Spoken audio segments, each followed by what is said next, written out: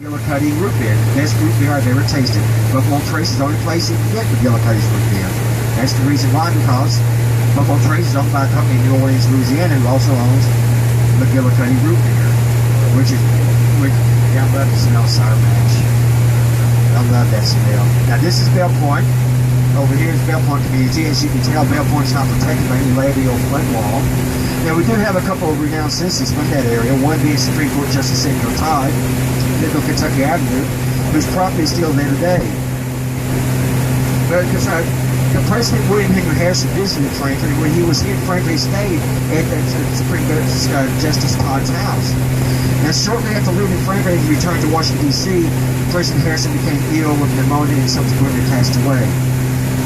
He earned the distinction of serving the shortest term of any presidency, of any president in the history of the presidency. Now, whether or not he became ill while he was in Frankfort is not known. That's debated whether or not he did become sick while he was in Frankfort. Also from the area is Preston Blair. Preston Blair was a renowned citizen, a renowned journalist who was an ardent supporter of Andrew Jackson. Mr. Blair was he was a member of what was known as Jackson's kitchen cabinet. It was not kitchen cabinet. It was not a term of endearment. It was a disparaging term used by the opponents of Andrew Jackson to describe those who were his unofficial advisors. Now, Mr. Blair did own slaves, but at the outset of the Civil War, he realized the immorality of slavery, and he told his slaves that they were free to leave. But they all chose to stay but one. And those who chose to stay became his paid servants. Now, if you ever travel through the state of Georgia and run across a community called Blairsville, Georgia, Blairsville was named after Preston Blair. Now, if you're as old as I am, which I'm 55 years old, you may be familiar with Montgomery Clift. Mr. Blair was Montgomery Clift's great-great-grandfather.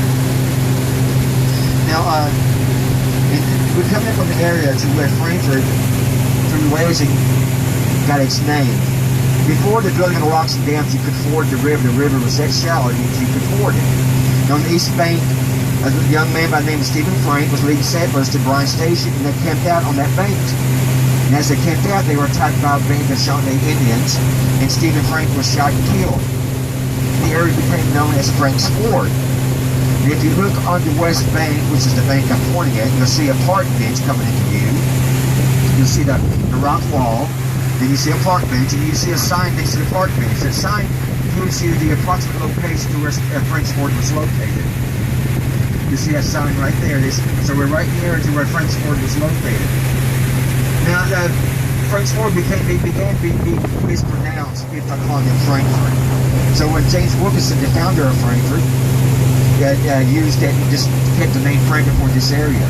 And James Wilkinson has stated that Frankfort was founded in 1786, and he designed most of downtown north side of the river, and named most of the streets in downtown Frankfort. Now this is the old Whipple Bridge at the mouth of the Vincent Creek. We know nothing about the creek was named after early settlement Richard Vincent.